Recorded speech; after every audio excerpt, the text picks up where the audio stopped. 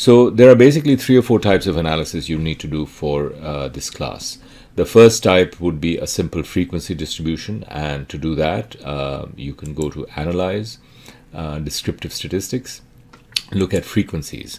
Now when you click on frequencies, a dialog box opens up, and this, by the way, is a standard outcome for pretty much every analysis you do.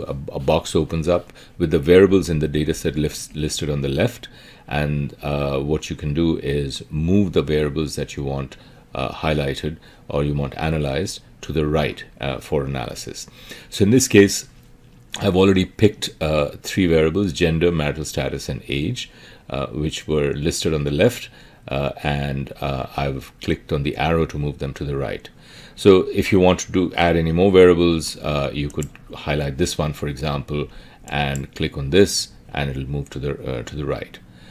This, however, is not appropriate for a frequency distribution because it's an interval scale.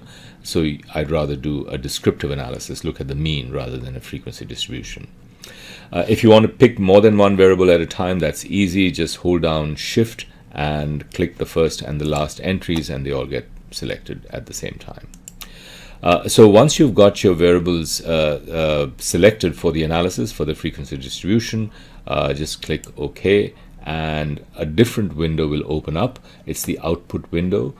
The output window has 2 parts to it. On the left hand side you have an outline view of what you're looking at, and on the right hand side is the detailed view of the results that you want to see.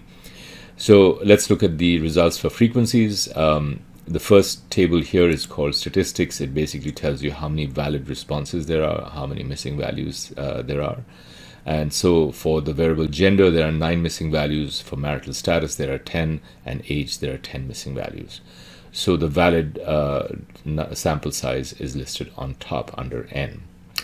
Next, you see the frequency tables for each of the 3 variables that you wanted frequency distributions for. And each table is fairly simple to understand. The first column shows the frequency of each response. So there were 144 males, 132 females, for a total of 276 responses. There were 9 missing values. So even though the total sample size was 285, the effective sample size, or the valid sample size, was 276.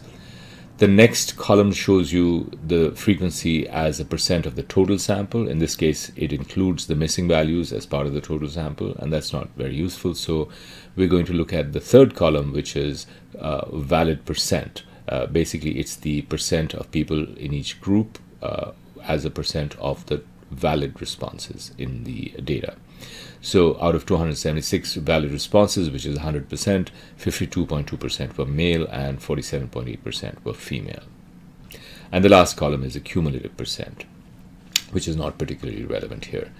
The next one, similarly, you see frequency, percent, valid percent, and cumulative percent. I'm going to go to the last one because here cumulative percent might actually be a meaningful thing to look at.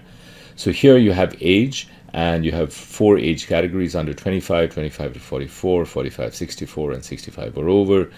And again, you have frequencies, percent, and valid percent as the first 3 columns. The last column shows the cumulative percent of the sample in the groups. So if you just look at the first group, 16.4% of the sample are in that group. If you look at the first 2 groups, the cumulative percent is 56%, meaning that 56% of the sample were up to 44 years of age. And if you go one more down, that's 78.5%, so meaning that 78.5% were up to 64 years of age. So this is useful sometimes if you want to split the sample on the median value or around the median value and create smaller groups or subgroups. So for example, you could create a subgroup of people under 45, meaning the first 2 categories. That would be 56% of the sample, and the balance 45 to 64 and 65 or over would be the remaining 44%.